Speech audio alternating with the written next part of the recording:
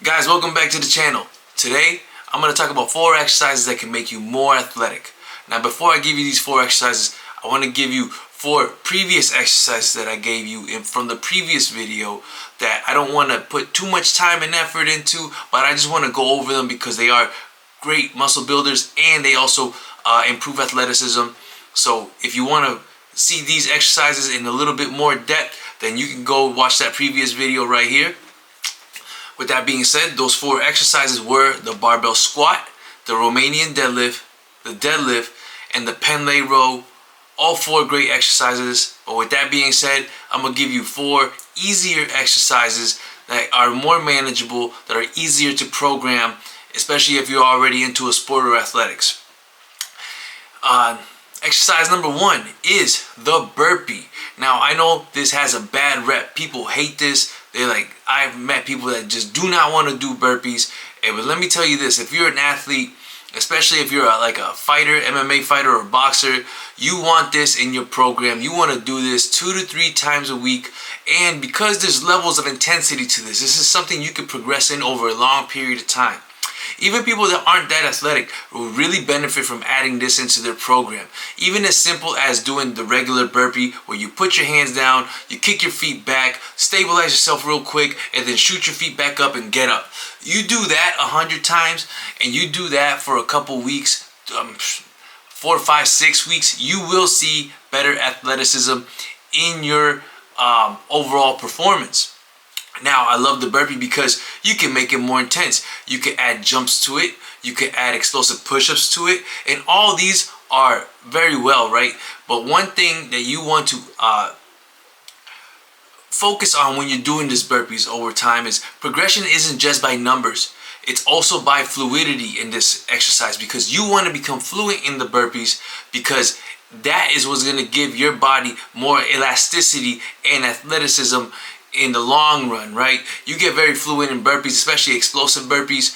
I promise you, your speed and athleticism will go up. If you're a fighter, you watch your hand speed, watch your kick release go up. Highly recommend it. Burpees, all right? Exercise number 2 is the kettlebell swing.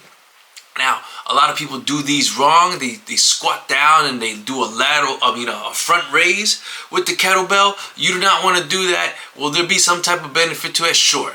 All right, but you want to become explosive. You want to become athletic.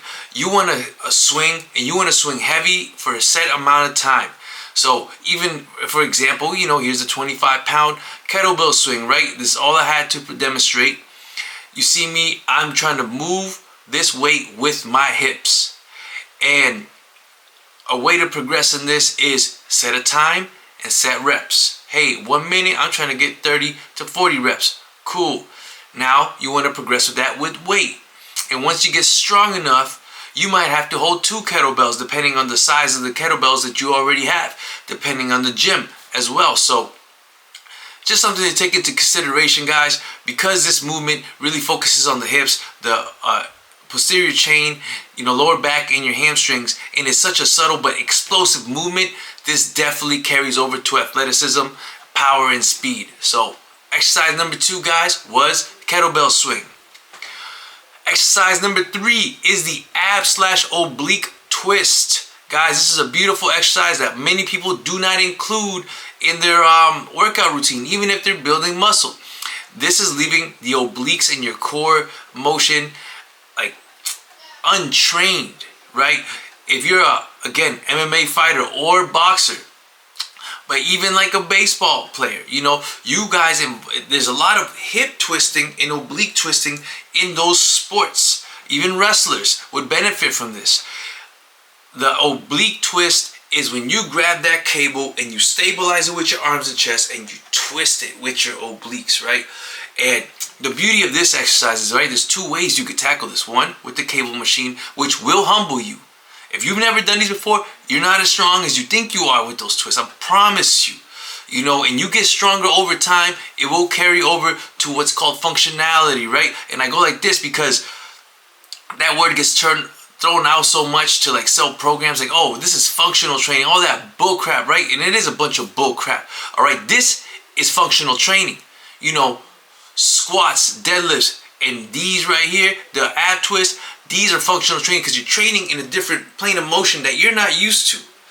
Your core is producing a lot of force by stabilizing it and turning. This will carry over.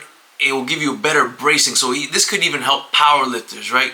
So again, guys, one thing I want to add is do not skip out on band oblique twist, because with the band oblique twist is the tension is highest at its furthest position away from the initial twist, right? As opposed to the cable, the tension is all throughout the same throughout the whole motion.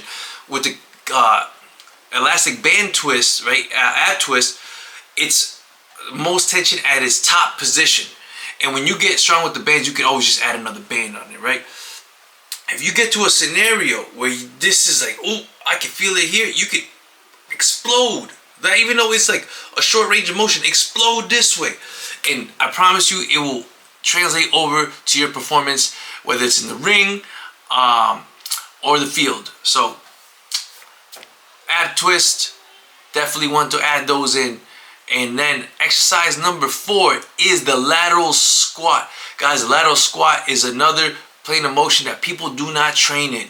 And the reason why I love this exercise is because once you get good at it and you start going heavy, it forces you to pause at the bottom, right? Now, we've all probably done pause squats or box squats. This forces you to pause at the bottom when you're going with those lower reps, and it forces you to explode from out the bucket with one single leg at a time. So this right here is a lot of force from your legs and your lower body and your upper body stabilizing the dumbbell. Now, is there other ways to do it? Yeah, of course, you can do it with the barbell. You can do it with the dumbbell.